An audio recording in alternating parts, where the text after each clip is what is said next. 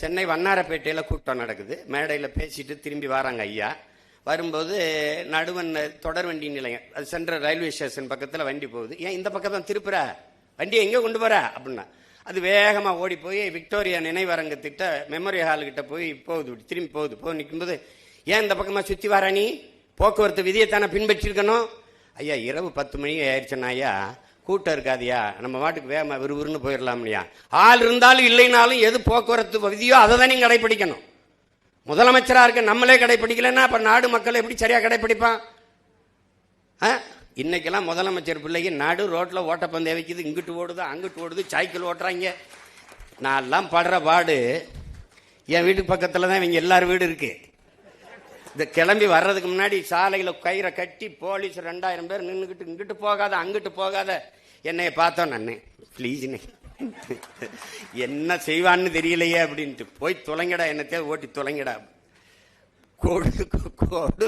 கொடுமை. அப்போலாம் நான் தாத்தனை நினைச்சுப்பேன், இந்த பைத்தியக்கார மாதிரி உனக்கு வாழ தெரியல, என்னத்துக்கு இப்படி இருந்தா நீ கதர் சட்டை கட்டிக்கிட்டு சும்மா ஒரு கடைசி வரை சன்னியாசியா வந்து செத்து போனாப்புல. என்ன பண்றது சொல்லுங்க. அப்புறம் எப்படி சிந்திக்கிறாரு பாருங்க. ஒரு பட விழாவுக்கு கூட்டி போயிடுறாங்க, தொடக்க விழாவுக்கு. அவருக்கு போனதில்லை. அவர் ஐயா நடிகர் தலைவர் சிவாஜி மேல இருந்த அன்பெல்லாம் போயிட்டாருன்னு நினைக்கிறேன். அங்கே போயிட்டு, எனக்கு இந்த சினிமானெல்லாம் ஒன்றும் தெரியாதே, கூப்பிட்டாங்கன்னு வந்துட்டேன், கை ராசிக்காரன் அதெல்லாம் நான் ஒரு ராசிக்காரன் இல்லை. கேட்டேன் படத்துக்கு பேர் என்னன்னு, பார்த்தால் பசி தீரும்னாங்க. பார்த்தா எப்படி பசி தீரும்னு ரொம்ப நேரமாக வரும்போது யோசிச்சுக்கிட்டே வந்தேன். ஆனால் இப்போ தெரியுது, இவ்வளோ பேர் வேலை செய்கிறாங்க, நடிக்கிறாங்க, எடுக்கிற படத்தை நீங்கள்லாம் பார்த்தா அவங்க பசி தீரும். அது சரியாக தான் வச்சிருக்கான் பேர். அவர் அதாவது அப்படி ஒரு தலைவனை நீங்கள் வந்து ஒரு சிற்பிகிட்ட கொடுத்து கூட செதுக்க முடியாது. சிவகாமியால் மட்டும்தான் செதுக்க முடியும். குருசாமி சிவகாமியால் தான் செதுக்க முடியும். நீங்கள் அது வந்து சொல்லி முடிக்க முடியாத ஒரு. இதிலிருந்து என்ன நீங்க தெரிஞ்சுக்கணும்னா, ஒரு தலைவன் வந்து ஒரு தவம் போல இருந்து இந்த நாட்டை வந்து ஆட்சி செஞ்சிருக்கான். 9 ஆண்டுகள்ல இந்த நாட்டை மிகப்பெரிய உயரத்துக்கு கொண்டு போய் சேர்த்திருக்கான். ஆனால் அதுக்கப்புறம் இந்த நாடு ஒரு அங்குலம் கூட இல்லை, ஊழல் இல்லை, லஞ்சம் இல்லை, முறையான நிர்வாகத்தை கொடுத்துருக்கான். அப்போ இவ்வளவு வருவாய் பெருக்கமும் இல்லை நம்மகிட்ட, நல்லா நீங்கள் கவனிக்கணும். ஆனால் முதறிஞர் ராஜாஜி அவர்கள் மூடிய, காசு இல்லைன்னு மூடிய 6000 பள்ளிக்கூடங்களையும் திறந்து, அதற்கு மேலே 14,000 பள்ளிக்கூடங்களை திறந்து நம்மளை எல்லாம் படிக்க வைத்த ஒரு மகத்தான தலைவன் நம்முடைய தாத்தன் பெருந்தலைவர் காமராஜர். அதனால தான் எழுத்தறித்த இறைவன் நம்முடைய தாத்தனுங்கிறான். அத்தா பள்ளிக்கூடம் திறக்கலைன்னா ஐயா ராஜாராம்லாம் ஏது. நான்லாம் அரணையூரில் சிற்றூரில் இருந்த தொடக்கப்பள்ளி அவர் தொடங்கினதான். இன்றைக்கி அந்த பள்ளிக்கூடம் நான் படித்து முடிச்சுட்டு வெளியில் வந்த பிறகு ஓட்டு போடுறதுக்கு மட்டும் வச்சுருந்தாங்க. எப்பாவது சொட்டு மருந்து ஊற்றுறதுக்கு ஒரு கூடார மாதிரி வச்சுருந்தாங்க. இப்போ நான் வந்து சண்டை போட்டு நான் பணம் கொடுத்து கட்டியிருக்கேன். பள்ளிக்கூடம் கட்டிட்டோம், ஆசிரியர் போட சொல்லி பார்க்குறேன், எவனும் போட மாட்டேங்கிறான். இப்போ வாத்தியார் போட முடியல. எப்படி நிலைமை இருக்குது பாருங்க. படிக்கிற பிள்ளைகள் ஒவ்வொரு சிற்றூர்லேயும் ஒரு தொடக்கப்பள்ளி, 3 கிலோமீட்டருக்கு ஒரு உயர்நிலைப்பள்ளி, மேல்நிலைப்பள்ளி, அதுக்கப்புறம் 5 கிலோமீட்டருக்கு ஒரு மேல்நிலைப்பள்ளியை கொண்டு போகணும்னு கொண்டு வந்து படிக்க வச்ச மேதை. அப்புறம் இந்த மதிய உணவு திட்டம், அது காசு இல்லைங்கிறாங்க எல்லாருமே சொல்கிறாங்க. அந்த அதிகாரிகள் எல்லாருமே சொல்கிறாங்க காசு இல்லை, நம்மகிட்ட அவ்வளோ நிதி வலிமை இல்லை அப்படின்னு. இருக்கிற வரை போடுவோம்னே, இல்லைன்னா நான் ஊரா மடி ஏந்திட்டு போய் பிச்சை எடுத்துக்கிட்டு வரேன் என் பிள்ளைகளை படிக்க வைக்கணும்னே. பெத்த தகப்பங்கூட சொல்லியிருக்க மாட்டான். பிச்சை உயினும் கற்கை நன்றேன்னு சொன்ன கொன்றைவேந்தன் நமக்கு ஞாபகம் வருது. பிச்சை அவன் சொல்லிட்டு போனான், அதை படித்தானா காமராஜன் தெரியாது, ஆனால் அவன் தான் சாதிச்சு காட்டினான். பிச்சை எடுத்துக்கிட்டு வந்தாது என் பிள்ளைகளை படிக்க வைக்கிறேன். மக்கள் இயக்கமா மாத்தினான். விறகு இருக்கிறவன் விறகை கொடுத்தான், அரிசி இருக்கிறவன் அரிசியை கொடுத்தான், காசு இருக்கிறவன் கொஞ்சம் காசை கொடுத்தான். ஒன்றும் இல்லாதவன் வந்து தாய் தந்தை அந்த அக்கா தங்கச்சியை வந்து சமைச்சு போட்டு போயிட்டாங்க. மக்கள் இயக்கமாக மதிய உணவு திட்டத்தை கொண்டு வந்தார். அதை பின்னாடி அதை நிறைய பேர் அது ஐயா எம்ஜிஆர்லாம் வந்து சத்துணவு திட்டம் அப்படிலாம் மாற்றிக்கிட்டாரு. அவர் சொன்ன மாதிரி, நீங்கள் சொன்ன மாதிரி இலவசம் என்று இந்த நாட்டில் இருந்திருக்க வேண்டியது கல்வி, மருத்துவம், குடிநீர். ஆனால் இன்றைக்கு எது இலவசமாக இருக்குன்னு பாருங்க. கோயம்புத்தூர்லேருந்து மருத்துவக் கல்லூரியை தொடங்குறதுன்னு பெரிய இந்த பணக்காரங்க கொஞ்சம் பேர் வந்துட்டாங்க. வீட்டு வாசல்லேருந்து என்னென்ன ஐயா அந்த மாதிரி மெடிக்கல் காலேஜ் அதுக்கு என்ன பண்ணணும்? நாங்கள் எல்லாரும் சேர்ந்து ஒரு 20 லட்சம் போடுறோம், நீங்கள் ஒரு 50 லட்சம் போட்டிங்கன்னா 80 லட்சம் போட்டிங்கன்னா ஓஹோ நல்லா வியாபாரம் பார்க்கலாம்னு நினைக்கிறீங்களோ? இதுக்கு எதுக்கு இவ்வளோ தூரம் வந்தீங்கன்னே ஒரு கடித எழுதியை போட்டிருந்தீங்கன்னா நான் முடியாதுன்னு ஒரு பதில் கடிதத்தை போட்டு வேலையை பார்த்துருப்பேன்ல. கல்வி வியாபாரமாகி விடக்கூடாது என்று கவனமாக இருந்த தலைவன் நம்முடைய தாத்தன் பெருந்தலைவர் காமராஜ். இன்னைக்கு ஒரு பள்ளிக்கூடம் ஒன்று கூட அரசுகிட்ட இல்லை. கொடுக்கிற அனுமதிகள் பூரா மிகப்பெரிய வகுப்பறைகள் வர்த்தக அறைகளாக மாறிடுச்சு, அறிவு கருவறை வியாபார அறையாக மாறிடுச்சு. அப்போ அந்த நிலையில் அவர் மருத்துவம் அவர்கிட்ட இருந்துச்சு, கல்வி அவர்கிட்ட இருந்துச்சு, போக்குவரத்து அவர்கிட்ட இருந்துச்சு. இன்னைக்கு எதுவும் நம்மகிட்ட இல்லை, எதுவும் நம்மகிட்ட இல்லை. நீங்கள் என் அன்பு பிள்ளைகள் அரசியல் கற்கணும். உங்களுக்கு ஒன்று சொல்லுவேன், இந்த எந்த பேராசிரியர் எந்த ஆசிரியர் சொன்னாலும் கேட்காதீங்க. நான் உங்கள் உடன் பிறந்தவன், உங்க மேல இருக்கிற பேரன்பின் காரணமா இதை சொல்றேன், பெரும் அக்கறையின் காரணமா சொல்றேன். அரசியலை கற்பிக்காதது கல்வியே இல்லை. அரசியலை தாண்டிய கல்வி உலகத்திலே கிடையாது. அரசியல் என்ற எண்ணம் இல்லாதவன் மனிதனாக இருக்க முடியாது. அண்ணல் காந்தியடிகள் அரசியல் வேண்டாம் என்று நீ விலகி நிற்கலாம், ஆனால் அரசியல் உன்னை விட்டு ஒருபோதும் விலகாது. அரிஸ்டாட்டில். இது நல்லா கவனிச்சுக்க. நீ அரசியல் வேண்டாம் என்று விலகி நின்றால் எவனை வெறுக்கிறாயோ அருவருக்கிறாயோ அவன் ஆட்சியன்களை வாழ நேரிடும்ங்கிறான் பிளாட்டோ. அந்த பிளாட்டோ தான் சொல்றான், கற்காமல் இருப்பதை விட பிறக்காமல் இருப்பதை சிறந்ததுன்றான். ஆனா நம்மளை எல்லாம் கற்க வச்சான் ஒரு தாத்தன். அவன் கற்கல, என்ன பள்ளிக்கூடம் போய் படிக்கல வந்தான், அவ்வளவுதான். அவரை கேள்வி பண்ணாங்க, இவர் ஒரு படிக்காதவர், இவர் கல்லூரி போகாதவர், இவருக்கு என்ன இருக்குது அவருக்கு என்ன இருக்குது அப்படின்ட்டு. அவருக்கு என்ன பூகோளம் தெரியாது, வரலாறு. அவர் சொல்லி மேடையில் சொல்றப்ப நான் படிச்சவன்னு ஒருபோதும் சொல்லலையே. எனக்கு பூகோளம் தெரியாதுதான்.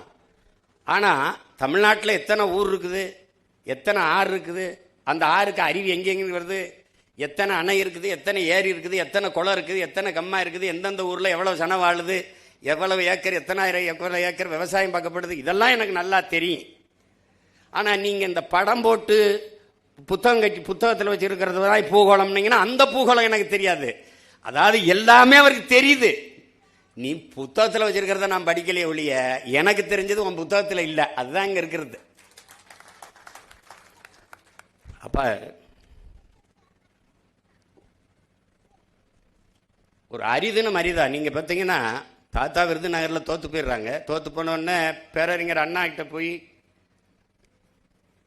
ஆசை தம்பின்னு போய் சொல்றாரு, ஐயா இந்த மாதிரி அண்ணா நம்ம காமராஜ் தோத்துட்டாரு அப்படின்னு மகிழ்ச்சி அடைகிறாப்ல, சந்தோஷமா தோத்துட்டாரு அப்படின்னு. ஒரு கண் கலங்கி சொல்றாரு, சந்தோஷப்படாதீங்க ஆசை தம்பி, ரொம்ப சங்கடப்படுவீர்கள் அப்படின்னு. மகத்தான ஒரு மக்கள் தலைவனுக்கே இந்த நிலைமை என்றால் நமக்கெல்லாம் என்ன நிலைமைன்னு எண்ணி பாருங்கன்றாப்ல.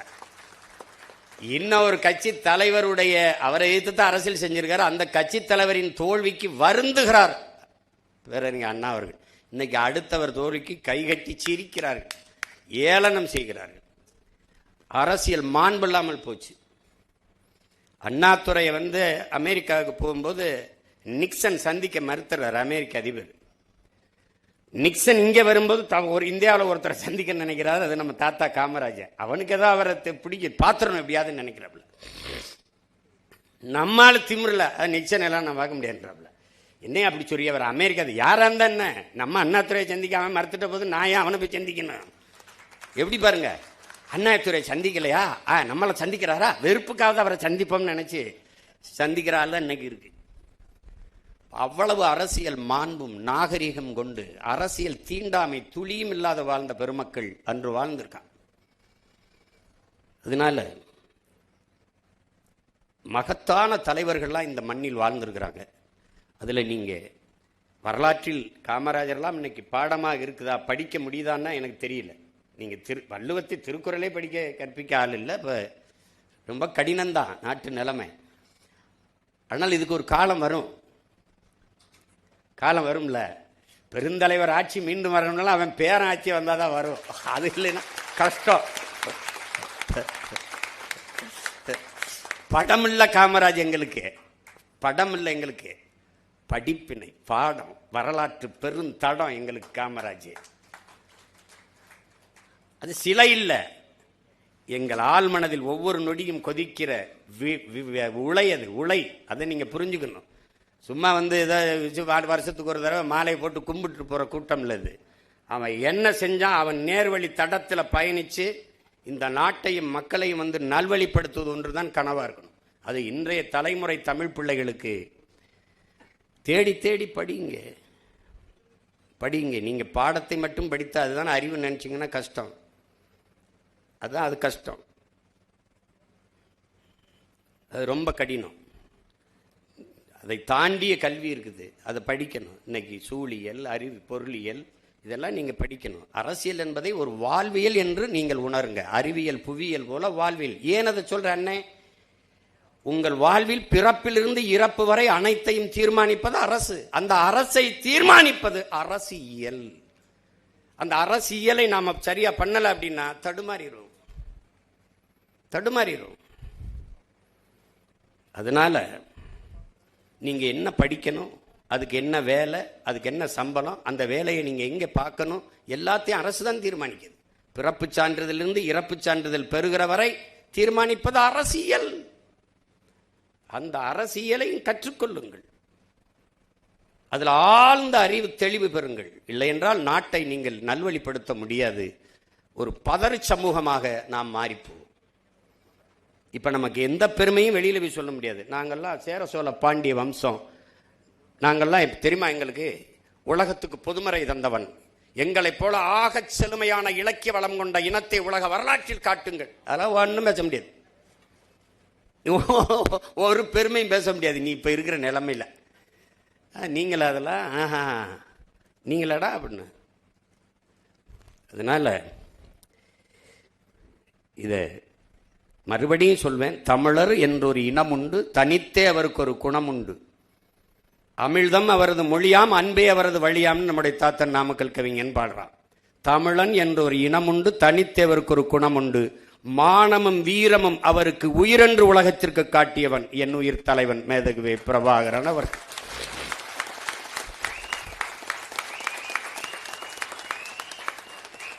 எத்தனையோ நமது முன்னவர்கள் வந்தார்கள், வாளும் வேலுமேந்தி போரிட்டார்கள்.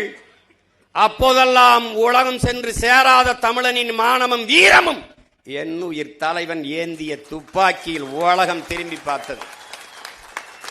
சாதாரண மகன், உங்கள் முன்னால் நிற்கிற உங்க உடன் பிறந்தன் சீமானை போல, என் தாத்தன் காமராஜை போல சாதாரண மகன் அவனும்.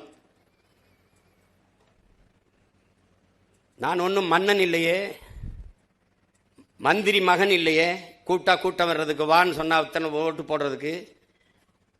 இப்ப பார்த்தாலும் தோற்று போனாலும் 20 லட்சம் மக்கள் வாக்கு செலுத்தி என்னை நிக்க வச்சிருக்கான். அந்த இடத்த விட்டு போகாத. இப்ப கூட எங்க அப்பா இறந்துறாரு. 30 நாள் காரியம், பாரதிராஜா அப்பாவுக்கு காரியம் பண்ணிக்கிட்டு இருக்கேன். பக்கத்துல எங்க அப்பா வயது தோலை தட்டுறாரு, மகனே எவ்வாறு 50 பேரோடவாவது நீ உள்ள போயிருவாயின்னு ரொம்ப ஆசைப்பட்டுக்கிட்டு இருந்தேன். நடக்கல, விட்டுறாதரா, இந்த இடைத்தேர்தல நின்னாவது உள்ள போயிரு, நீ போயிரு எப்படியாவது அப்படின்றாப்ல. நான் உறுதியா போயிடுறேன்ப்பான்னு சிரிக்கும் போது பின்னாடி இந்த சிரிப்போட போகணும், நீ இந்த சிரிப்போட போகணும்டா, நீ போயிடுறா. அதனால சாதாரண மகன் இந்த மண்ணிலே நம்முடைய பாட்டன், வரலாற்றில் பெருமை மிக்க குறியீடா இருக்கிற பாட்டன் தீரன் சின்னமலை. அவன் மன்னன் வாரிசுலாம் கிடையாது, மந்திரிலாம் கிடையாது. விவசாய குடும்பத்தில் ஒரு மகன் வாடான்னா வந்தான் படைக்கு. அது மாதிரி என் தலைவன் மந்திரி மகனோ அது கிடையாது, வாடானா நாட்டு விடுதலைக்கு சாகன்னு வந்தான். அது மாதிரிதான் நான் வாடானம் இனத்தின் விடுதலைக்கு, மொழி விடுதலைக்கு நான் வர்றேன். அதனால என் அன்பு தம்பி தங்கைகளுக்கு சொல்லுவேன், இவங்கெல்லாம் அது எங்க ஐயா கூட பேசும்போது, ராஜாராம் ஐயா கடைசியா முடிக்கும்போது, அரசியல் பேசக்கூடாது. நம்ம பாட்டியுடைய மரணத்துக்கு காசு இல்லாம இருந்தார். அதை சொல்ல வர்றதுக்கு அரசியல் பேசக்கூடாது, அரசியல் வேண்டாம் என்பதே ஆகப்பெரிய அரசியல். அதை கவனிச்சுக்கணும் நீங்க. அதை பேசாதனாலதான் இவ்வளவு பெரிய வீழ்ச்சியை நம்ம சந்திச்சிருக்கோம். அதை கவனமாக இருக்கணும். அரசியல் நம் இதய துடிப்பு போல இருக்கணும். ஒவ்வொரு பிள்ளைக்கும் இருக்கணும். சும்மா வரிசையில் நின்று ஓட்டு போடுறது மட்டும்தான் நினைக்காது. 5 வருஷத்துக்கு ஒரு தடவை வரும். நல்ல கல்லூரி தேடி படிக்கணும், நல்ல ஆசிரியர்கிட்ட படிக்கணும், நல்ல பொண்ணு பார்த்து கட்டணும், நல்ல மாப்பிள்ளை பார்த்து பொண்ணை கொடுக்கணும், எல்லாம் கொடுக்கணும். நாட்டை ஆளுகிற தலைவனுக்கு வேணும். அவர் குடிப்பாரா, அவர் நல்லவரா, அதெல்லாம் இல்லை. பொண்ணை கொடுக்கறதுக்கு அவ்வளவு யோசிக்கிற, மண்ணை கொடுக்கறதுக்கு யோசிக்கிறதே இல்லை, டாக்குன்னு கொடுத்துரு. அதனால எவ்வளவு பிரச்சனைகள் வரும். நீ பாரு, இன்னொரு 4 வருஷம் கழிச்சு என்னை தேடி வருவே. அவர் ஒவ்வொருத்தராக கூப்பிடு. அவர் ஏப்பா அவரால் கொண்டு வாப்பா அப்படின்னு. உனக்கு குடிக்க தண்ணி வச்சிருக்கிய, போத்தலில் குடிக்கிற. இது யாரோடது? இது குடிக்கிற தரத்தில் இருக்குன்னு மருத்துவ சான்றிதழ் தந்தவன். சரி, நான் குடிச்சிட்டேன். இங்கே சுற்றி இருக்கிற காக்கை, குருவி, கொக்கு, மைனாலாம் என்ன பண்ணும்? ஏதாவது யோசிச்சிருக்கியா? இதே பெருந்துறையில் 26-28 கிலோமீட்டருக்கு நிலத்தடி நீரை எடுத்து குடிக்காதே, யுரேனியம் கலந்துருச்சு, குடிக்கிற திறனில் இல்லை, தண்ணி நஞ்சாயிருச்சுங்கிறான். இந்த சிப்காடை வளர்ச்சின்னு சொன்னவன் அவன் மட்டும் சிக்கனான்னு வச்சுக்கோங்க, அதுக்குள்ளே வச்சு கொளுத்தி விட்டுருவேன். இப்போ என்னடா டே, நான் ஒரே ஒரு கேள்வியை உங்ககிட்ட சொல்கிறேன், உங்ககிட்ட கேட்குறேன், உங்கள் அண்ணன் கேட்குறேன். தொழிற்சாலை வளர்ச்சி என்று சொன்னீர்கள், சிப்காடு வளர்ச்சி, அது வளர்ச்சி, இது வளர்ச்சி என்றீர்கள். சரி, எல்லாம் வளர்ச்சி என்றால், இந்த சிப்காடு வளர்ச்சி என்றால், அப்புறம் எதுக்கு எங்க ஆத்தாவுக்கு 2500 கொடுக்குற? வேலை வாய்ப்பு வரும், எல்லோருக்கும் வேலை வாய்ப்பு வரும் என்றால், வேலை இல்லாத இளைஞனுக்கு எதற்காக 4000 கொடுக்குற? என்ன வளர்ச்சி இது? அப்ப வளரல. நீங்க வந்து இப்ப உங்ககிட்ட கேட்கிறேன், ஜல் ஜீவன் ஒரு திட்டம் வருது. மத்திய அரசு தண்ணி கொடுக்குது. தண்ணியை டெல்லியில இருந்து கொண்டு வருமா, இங்கிருந்து கொண்டு வரும்? இங்கிருந்து தானே எடுத்து கொடுக்கும். ஏன் மண்ணில் இருந்து என் மக்களுக்கு தண்ணி எடுத்து கொடுக்கறதுக்கு நீ எதுக்கு வராங்க? எதுக்கு வர? இந்த சூயஸ்ங்கிறவன் யாரு? அவன் யாரு? இதெல்லாம் படிக்கணும், நீ படிக்கணும், தயவு செய்து படிக்கணும். ஐயா நக்கீரன் எழுதுன நீர் எழுத்து படிக்கணும். அண்ணன் சொன்னதுக்காக அந்த புத்தகத்தை வாங்கி படிக்கணும். சின்ன புத்தகம் தான், ரொம்ப படிக்காத, 10 பக்கத்திலே எல்லா செய்தி வந்துடும். அவன் அந்த அயோக்கிய பிரான்ஸ்லேருந்து போய் உலக வங்கியில் கடன் வாங்குது. அந்த பொலிவியா 250 கோடி. அதுக்கு அவன் சொல்றது, இவனுக்கிட்ட உன் நதியை கொடுன்றான். சரி, நதியை தானே கேட்குறான், என்ன பண்ண போறான்னு கொடுத்துட்றான். அவன் அதுலேருந்து நதியிலேருந்து தண்ணி எடுக்காத, விவசாயத்துக்கு பயன்படுத்தாத, ஒரு சொட்டு தண்ணி உனக்கு உரிமை இல்லை, நதி என்னதுன்றான். கடைசி அவன் கொடுக்கறதான் தண்ணி, அவன் சொல்றதான் காசு. என்ன ஆயிடுச்சு?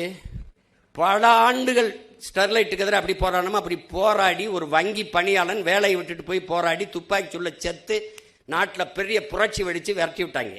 அந்த பெட்ரோல் நேரம் இங்கே வந்தான், தமிழ்நாட்டுக்கு வந்தான், கோவைக்கு வந்தான், சூயஸ்ன்னு வந்தான், பேரை மாற்றிக்கிட்டு வந்தான்.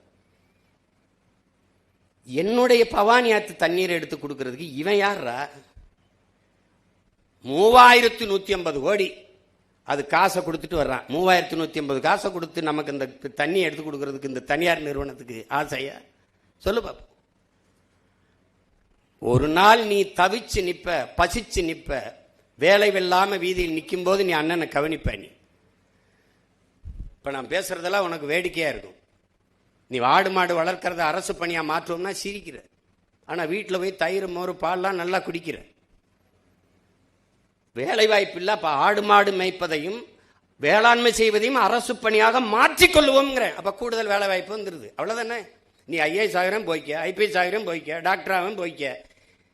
முடியாதவன் இங்க வாடா தம்பி.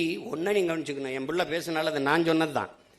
உன் செல்போன்ல எத்தனை ஜி வரலாம், ஆனா கஞ்சி விவசாயி நான் தான் ஊத்தணும்.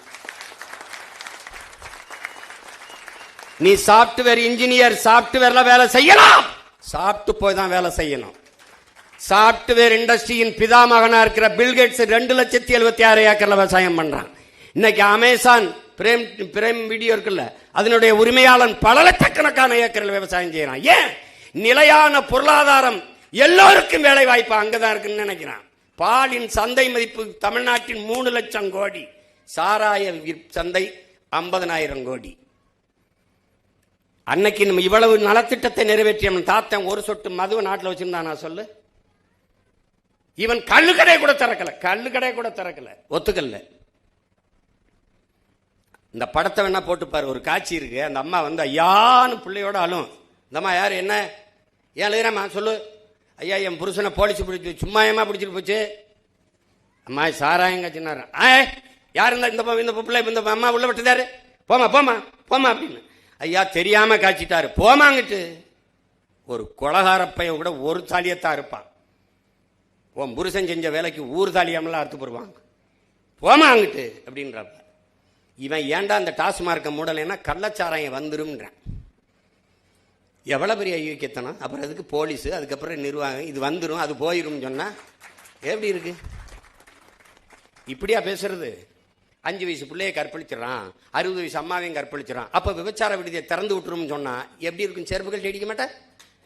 அப்ப நீ கள்ளச்சாராயம் வந்துருங்கிறதுக்காக திறந்து விடுறேன்னா கட்டுப்படுத்துறா. உங்க உடன் பிறந்தவன் முதலமைச்சர் நாற்காலியில உட்கார்ந்தா ஒரு சொட்டு போத, ஒரு கள்ளச்சாராயம், ஒருத்த மது, கஞ்சா, பான்பராக்கு, சிகரெட்டு, குட்கா வித்துறான்னு சொல்லு. நோக்கம் இருக்கு, இருக்க கூடாது, இருக்காது. லஞ்சம் கொடுக்காதேன்னு சொல்ற மகன் இல்ல நான். லஞ்சம் வாங்கின தூக்கிட்டேன், அந்த இடத்துல உன்னை பண்ணிட்டு இருக்க மாட்டேன், தூக்கிட்டேன். நான் ஏன் கொடுக்காதுன்னு சொல்லணும்? என்ன அதிகாரிகள் யாரும் வாங்க கூடாது. வாங்கினா சஸ்பென்ஸ் கிடையாது, ஸ்பாட் டிஸ்மிஸ் தான். பணியிலே இருக்க மாட்டா, தூக்கிடுவேன், அவ்வளவுதான். உன் சர்டிபிகேட் டிஸ்குவால் வேலிட் ஆயிரும். உன் சர்டிபிகேட்டை மதிப்பிழக்க செஞ்சு விட்டுருவேன். ஒழுங்கா இருக்கணும். இதெல்லாம் தன்னலமற்ற அன்பான சர்வாதிகாரியால தான் ஆள முடியும். அப்படி ஒரு தலைமை இருந்தானா அவன் தான் என் தாத்தன் காமராஜ். ஆலியாறு டேமை கட்டணும், தண்ணி எடுத்துட்டு வரணும். கேரளாவில் தண்ணி கிடக்கு, 3 கிலோமீட்டர் மலையை குடைஞ்சு இங்கே கொண்டு வந்தா தான் வரும். அப்போ இந்த கனாலை வெட்டணும், மலைக்குள்ள குடையணும். அப்போ இன்னைக்கு இருக்கிற நுட்பம் இல்லை. அப்போ என்ன செய்யறது? மனித ஆற்றல் தான். அதை வச்சுக்கிட்டு இன்னைக்கு மாதிரி ரம்ப வச்சு இதை வச்சு டக்கு டக்குன்னு இல்லை, நாட்டு வெடிகுண்டு கடப்பாறை கோடாரி வச்சுதான் குத்தி போகணும். அப்போ உள்ள ஆளுங்க அனுப்புறாரு, தெரியும் அவருக்கு. வெளியில வந்தா பணம், இல்லைன்னா பணம். ஆனால் தெரியும் வழி இல்லை. அனுப்பி இன்னைக்கு திறந்து பல லட்சக்கணக்கான ஏக்கர் ஆழியார் அந்த அணை பாசனத்தில் வாழுதுன்னா அவன் செஞ்சதான். அது தன்னலமற்ற சர்வாதிகாரம். வைகை அணையை கட்டணும், 20 கிராமத்தை வெளியேற்றணும், கத்துவான் மக்கள். ஆனா இன்னைக்கு பல லட்சக்கணக்கான ஏக்கர், பல 100 கிராமங்கள் வாழுது என்றால் அவன் செஞ்ச தன்னலமற்ற அன்பான சர்வாதிகார ஆட்சியால தான். அப்படி ஒருத்தனால தான் செதுக்க முடியும், இல்லைன்னா ஒன்றும் பண்ண முடியாது. நீங்க அவன் ஓட்டு போடாமல் போயிடுவான். போட்டா போட்டும், போடலைன்னா போட்டும் இருந்தால் தான் அவன் சரியா வரும். நீ சமரசம் செஞ்சினா ஒன்றும் செய்ய முடியாது. அந்த நேர்மை அவர்கிட்ட இருந்தது, சாதிச்சாரு. செய்யணும்னு நினைச்சாரு, செஞ்சாவ்ல. அப்ப எத்தனை சாதனைகளை செஞ்சாருன்னு நினைக்கிறேன் நீ? அவர் அதெல்லாம் என் பிள்ளைகள் கற்றுக்கொள்ளணும். ஆகச்சிறந்த கல்வி அரசியல் தான் என்பதை புரிந்து கொள்ளணும்.